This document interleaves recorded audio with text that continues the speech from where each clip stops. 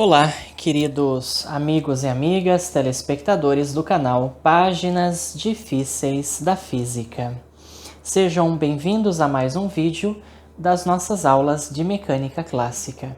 Neste vídeo nós estaremos resolvendo um problema bastante interessante, que é um problema de movimento composto. Nós vamos, pessoal, aqui determinar a aceleração desse objeto que desce essa hélice, tá certo? Nós vamos descobrir a aceleração após a enésima volta desse desse bloquinho que está deslizando. Suponha que isso aqui seja um parafuso gigante, né? E aí então esse bloco desliza sobre os sulcos desse parafuso. Então ele acaba descrevendo um movimento helicoidal, né? De hélice. Então, o meu objetivo aqui é calcular a aceleração total após a enésima volta desse bloco. Olha que interessante. Então, vamos supor aí que esse cilindro, né, todo sulcado aí, esse parafuso gigante, seja lá o que for, ele tem um raio R, o raio da base R, tá ok? E o espaçamento aí entre esses sulcos, né, a gente vai chamar de H, tá ok, pessoal? Vamos fazer um outro desenho aqui do lado e esboçar os vetores, né, velocidade e aceleração, já que como esse movimento helicoidal é um movimento composto, nós vamos ter aí componentes de velocidade e de aceleração, tanto tangenciais quanto normais. Tá ok, pessoal? Vamos então tentar aqui esquematizar esse cilindro, né, que a gente vai supor aí que é um cilindro gigante ou um parafuso gigante, né? Vamos pegar aqui quando esse meu objeto, né? Esse meu bloquinho, ele está numa certa posição aqui, tá certo? Da trajetória. E nós precisamos então, pessoal, esboçar, né, os vetores velocidade e aceleração, tá certo? Eu vou tentar fazer maior para que vocês consigam tentar visualizar aí os vetores, né? Então, muito bem, esse parafuso, ele então descreve um movimento helicoidal que pode ser considerado como uma superposição de um movimento circular, tá certo, pessoal? Mais um movimento de translação, um movimento translacional. Então eu vou ter velocidades aí, né? Eu tenho, por exemplo, esta velocidade, né, que é uma componente tangencial da velocidade, que eu vou chamar de V1, tá ok? E nesta direção da velocidade eu também tenho a sua variação, ela varia. Eu tenho a aceleração tangencial, tá ok?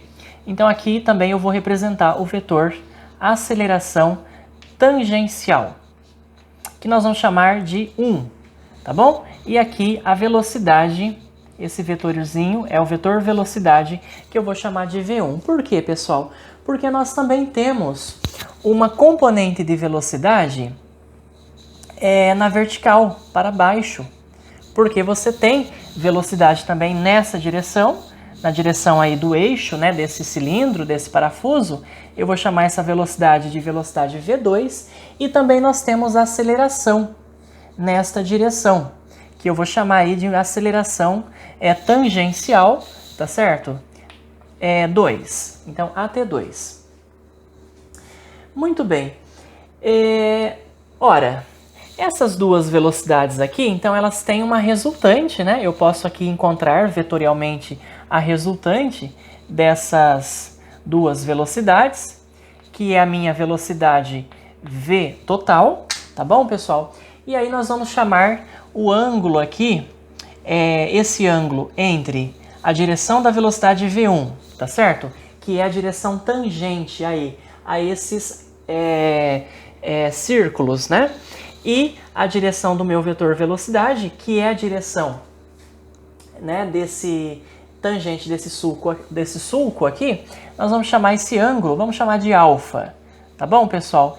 Que também é o ângulo da hélice, tá certo? Esse ângulo alfa, na verdade, é o ângulo da hélice, que já já eu vou mostrar para vocês num desenho, tá bom? E então nós temos aí essas duas velocidades, né? Tangenciais, tá ok? E também nós temos, pessoal, uma aceleração, além da aceleração tangencial total, que é a soma vetorial dessas duas, eu também tenho a aceleração normal, né? Que é a nossa conhecida aceleração centrípeta, tá ok? Que nós vamos também determinar o seu valor. Muito bem, então eu espero que vocês tenham entendido, né, esses vetores, velocidades e acelerações, tá ok? E nós já vamos passar para o cálculo, né, desses vetores. Antes de mais nada, pessoal, vamos então entender o que é esse ângulo da hélice, tá certo? Então, o que é o ângulo alfa? O ângulo alfa, ele é chamado de ângulo da hélice, né? Então, como você tem aqui, vamos imaginar que isso aqui seja um parafuso, né, com N sulcos, né, N voltas. Muito bem, então, essa altura total aqui, né, após N volta, digamos, essa medida vertical é a altura, né, de cada sulco multiplicado pelo número de voltas, então é N vezes H, e aqui nós temos 2π vezes R, que é o comprimento, né, o perímetro da base circular desse cilindro, só que daí, como essa partícula ela dá várias voltas, ela percorre esse círculo N vezes, então nós temos 2π vezes R vezes N, tá certo, pessoal? E aí para você, então, você pode definir o ângulo da hélice tirando a tangente desse ângulo, é só fazer H dividido por 2πr, tá bom? Isso aí é chamado ângulo da hélice, né? H sobre 2π vezes R, tá bom? H, na verdade, é o passo, né? É o passo, por exemplo, do parafuso, tá certo? Que é a distância, né? Que é a largura desses sulcos, tá bom? Então aí você imagina, né? Um parafuso gigante e esse bloquinho aí se movimentando, descendo, né? Cada vez aí mais rápido, e a aceleração também vai variar, tá bom? A gente vai ver isso. É um movimento do ponto de vista físico complexo, né? Porque tanto a velocidade quanto a aceleração, elas variam, tá ok, pessoal? Muito bem. Vamos então aí passar para as expressões das velocidades e das acelerações. Lembrando que eu quero calcular a aceleração total, né, desse meu bloco após a enésima volta, após N voltas. Muito bem, olha então para esse meu triângulo aqui, né, retângulo. Eu posso expressar então a minha velocidade V1 em função da velocidade total. V1 é V cosseno de alfa e V2 é igual a V vezes seno de alfa. Tá bom, pessoal? V2 aqui é o cateto oposto, né, a alfa, então V vezes seno de alfa. Tudo bem? Muito bem. Agora, quem é a minha velocidade V, né? Essa velocidade V aqui, com a qual o meu bloco está aí descendo nessa trajetória helicoidal, ela pode ser determinada pelo princípio da conservação da energia mecânica. Nós estamos supondo que não há atrito, tá certo? É um pressuposto aqui desse problema que não há atrito, tá? Entre esse bloco e essa superfície. Então nós podemos aplicar o princípio da conservação de energia, pois se trata de um sistema conservativo. Então a energia potencial gravitacional, mgh, mais o meu bloco aí, ele, né, percorreu um certo número de voltas, então eu devo multiplicar essa altura, né, por n, tá certo, pessoal? Porque hzinho só é o tamanho do passo, né? Então, mgh vezes n é a energia potencial gravitacional, que dá a altura desse bloco. Isso é igual a massa vezes velocidade ao quadrado sobre 2, tá bom? Então, energia potencial é igual a energia cinética, tá legal? Energia cinética desse bloquinho, a energia potencial gravitacional dele vai sendo paulatinamente transformada em energia cinética. Muito bem. Então, aqui eu posso deixar, né, a minha velocidade ao quadrado dessa forma, a velocidade na verdade. Então, vai ser raiz quadrada de 2, cancelo as massas, né? 2 vezes g vezes h vezes o n. N é o número de voltas da partícula. Então, ali está a minha expressão da velocidade, que nós vamos ver depois. Aqui nessas expressões, eu já posso aplicá-la direto, né, pessoal? Então, nós temos V1 igual a V, tá ok? Que é a raiz quadrada. Não, vamos deixar assim por enquanto. Depois eu calculo essas velocidades.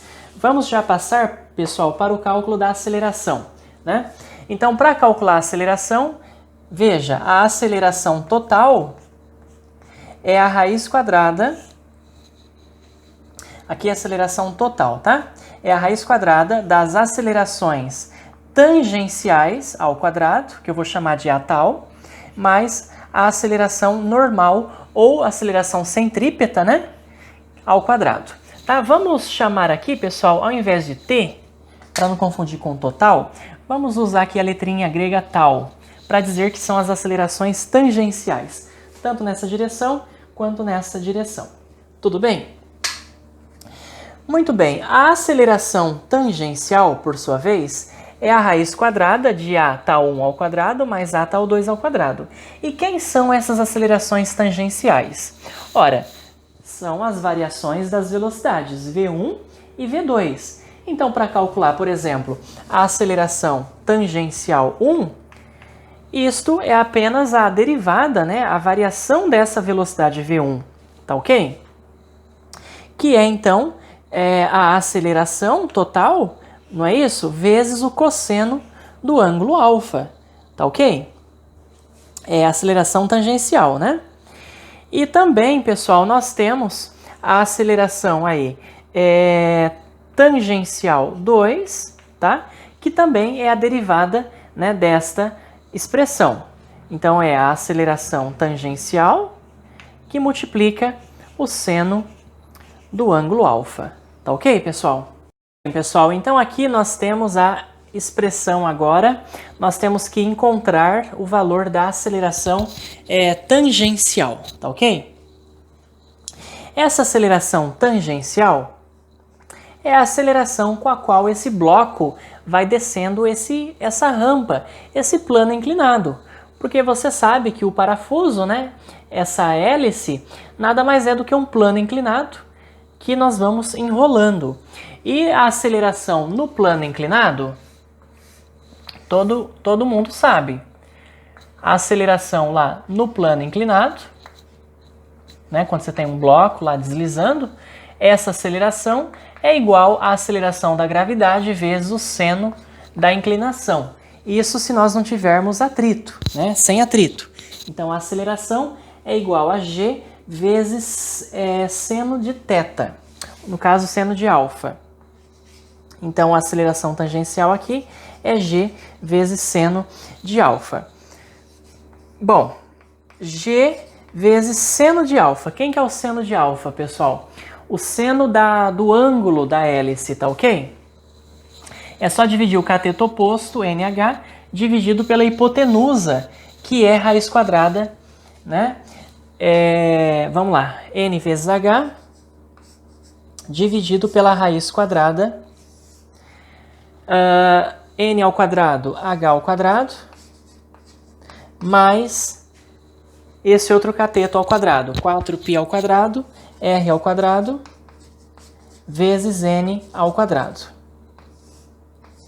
Notem que eu tenho N ao quadrado, posso colocar o N ao quadrado em evidência, ele sai da raiz como N, que corta esse N de cima. Então, eu posso escrever a minha aceleração tangencial como GH sobre raiz de H2 mais 4π2R2. E agora eu já posso também escrever, pessoal, as minhas componentes das minhas acelerações.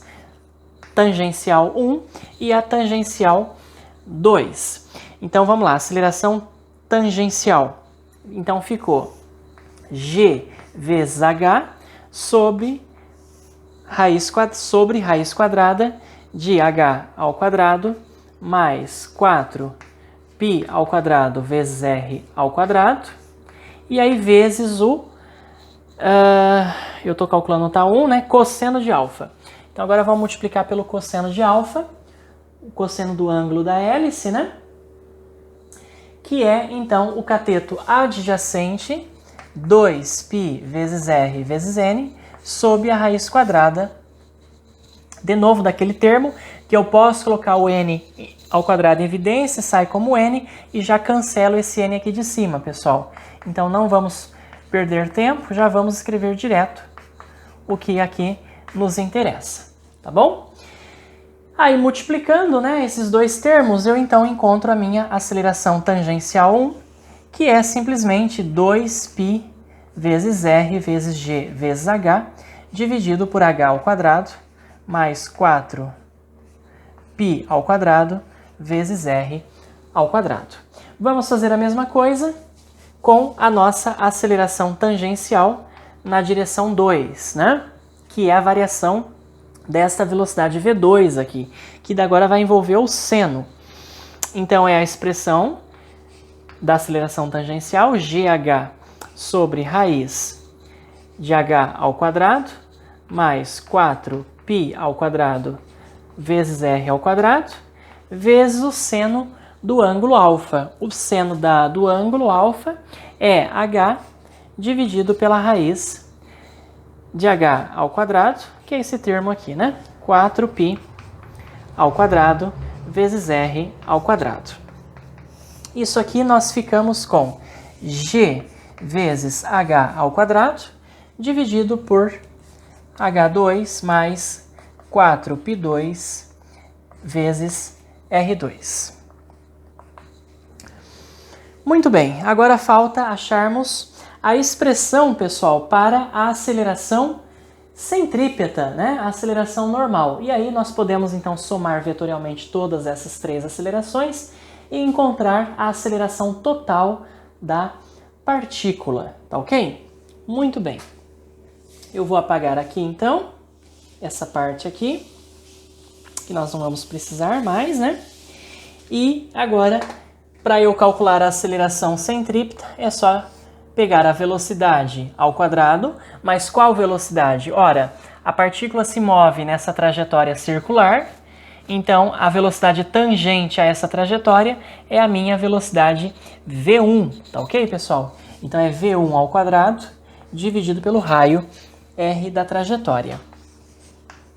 Quem é v1? Ora, v1 é v vezes cosseno de alfa. Elevo ao quadrado, fica v ao quadrado, cosseno ao quadrado de alfa. Tá ok? Então eu vou ter que fazer essa conta. V ao quadrado, cosseno ao quadrado de alfa, dividido por r. Tá ok? Muito bem. Então a minha velocidade nós já tínhamos obtido, né? Pelo princípio da conservação da energia, vamos lembrar. Velocidade ao quadrado é 2g vezes n vezes h. Não é isso, pessoal? 2gnh. Então nós temos aqui 2gnh sobre r vezes, agora tem que multiplicar pelo cosseno ao quadrado de alfa. Então cosseno de alfa, pessoal, ele já é esse termo aqui, né? É 2πr sobre raiz disso aqui. Então vamos elevar isso aqui ao quadrado. Isso aqui vai ficar 4π ao quadrado r ao quadrado sobre h2 mais 4π2 r2. Esse r ao quadrado dividiu esse r, vai ficar um r aqui em cima, tá bom? E, portanto, a minha aceleração centrípeta vai ser igual a 8π ao quadrado vezes g nh vezes r dividido por h2 mais 4π2 vezes r2. Olha que beleza. Eu tenho então as expressões, pessoal, das acelerações tangencial na direção 1, na direção 2 e a minha aceleração normal, a minha aceleração centrípeta, todas com o mesmo denominador. E agora eu posso então calcular a aceleração total, né, que é a soma vetorial desses três vetores aí, e cujo módulo eu posso calcular simplesmente. Bom, eu vou ter que apagar, posso apagar esse aqui, né? Eu só não posso apagar as expressões das minhas acelerações. Então a aceleração total, finalmente, ela vai ser a raiz quadrada da aceleração tangencial 1 ao quadrado, mais a aceleração tangencial 2 ao quadrado, mais a aceleração centrípeta ao quadrado.